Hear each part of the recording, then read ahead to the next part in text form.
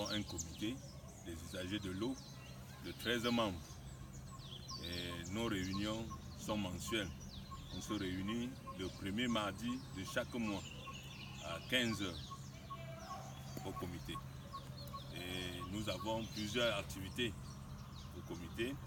D'abord, lorsque nous arrivons, nous faisons notre ordre du jour, principalement constitué de la revue sur le réseau d'eau. Après la revue sur le réseau d'eau, s'il y a des informations venant de la régie communale de l'eau de Banganté, de la commune de Banganté, on prend ces informations et après ça, nous avons une petite tontine.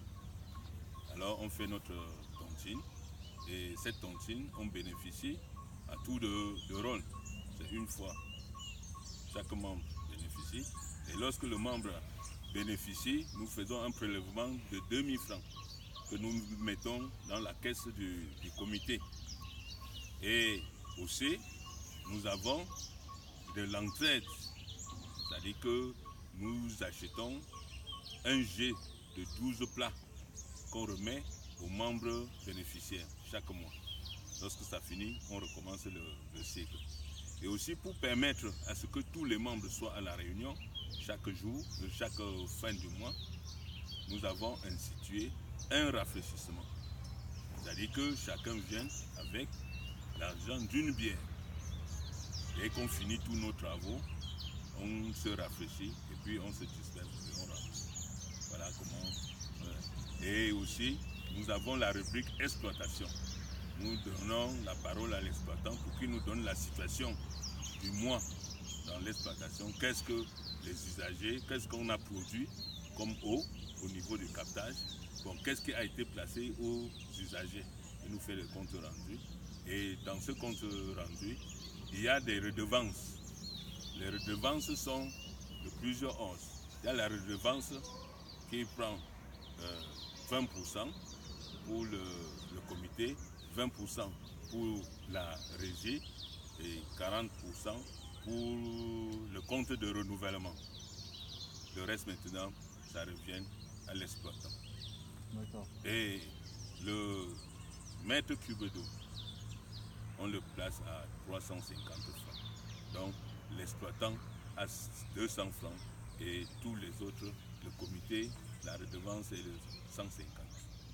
Parce que racontez-moi, au quotidien, comment ça se passait avant qu'il y ait ces installations ici? Comment vous faisiez pour l'eau? Comment faisaient les gens pour l'eau? Oui, auparavant, les gens allaient dans les sources, dans les bas-fonds, dans les marécages, pour puiser de l'eau. Parce qu'il y avait dans certaines sources des points d'eau aménagés par la population ou bien aménagés par la commune. Donc on allait dans ces sources-là, dans les flancs des montagnes, pour puiser de l'eau. Mais pour le moment, est-ce que c'était bien ça? C'était les moyens de bord. On ne pouvait pas faire autrement, on ne peut pas vivre sans eau.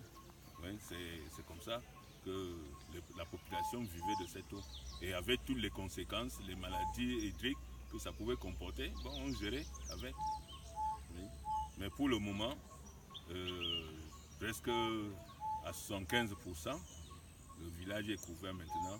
Et les gens ont de plus en plus abandonné le système d'aller dans les bas-fonds et prennent l'eau maintenant au robinet chez les particuliers qui ont déjà fait le branchement. D'accord, comment ça se passe? L'eau, elle arrive, elle est distribuée dans le village?